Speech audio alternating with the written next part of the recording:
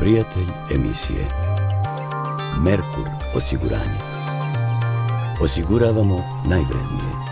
Osiguravamo život.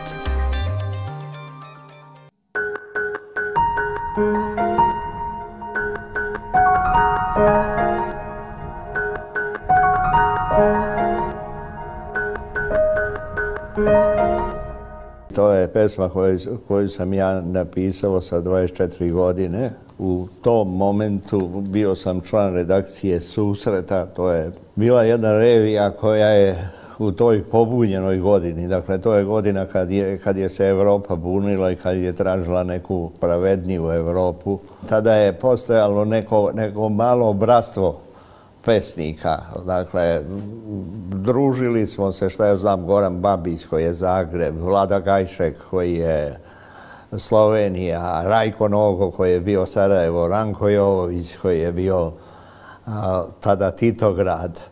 Onda je izbili su nemiri u Beogradu, znači i Beograd je ušao u red pobunjenih.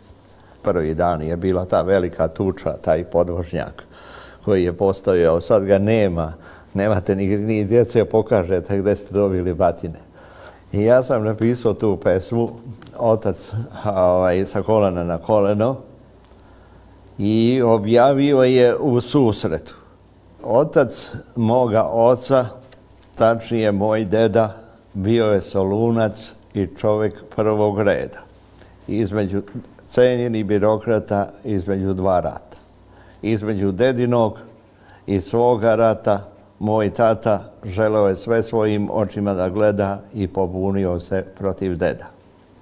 A deda, čovjek državnog režimskog reda, da zadrži dobre pozicije stare, na sina studenta posla žandare. Moj otac, tačnije moj tata, bio je prvoborac, partijski tata mata, cenjeni birokrata posle rata. U želji da sve svojim očima gledam, da se ne predam, istine su uspjele me shvate, pobunih se protiv tate birokrate. Gospodo tate i mame dame, točak Mercedesa nije točak istorije, a otac odmah name kordon narodne milicije. Moj deda danas sve gleda, brkove suče, seća se moga oca od juče i svoga od prekjuče. Napravili su mi posle toga književno veče, od čega su nešto bilo ovih buntovnih pesama u Domu omladine. Začudo to je stajalo se. Kad se završilo književno veče, Ljubišu sam znao, objavljivo me. Pozdravljam se, on me upoznaje sa Savom Lazarevićem, a Sava Lazarević kaže sutra u 1 sat dođi u Nolit i javi se Vasku Popi.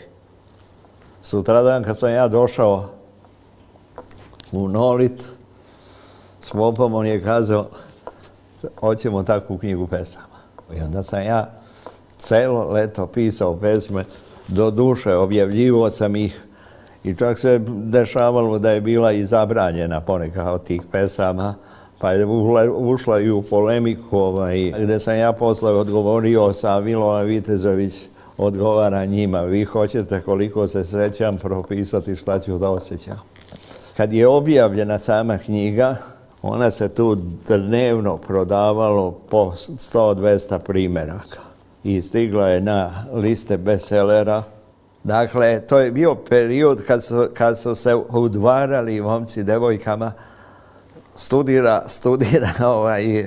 poljoprivredu, a udvara se stihovima. Ja se nadam da će to jednom morati da se vrati. Mora da dođe neki novi romantizam. To je bio period kad je Evropa bila pred velikim romantizmom koji nažalost nije iskoristila.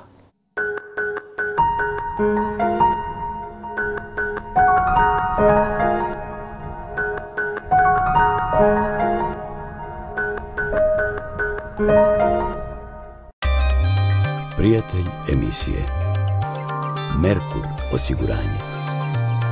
Osiguravamo najvrednije. Osiguravamo život.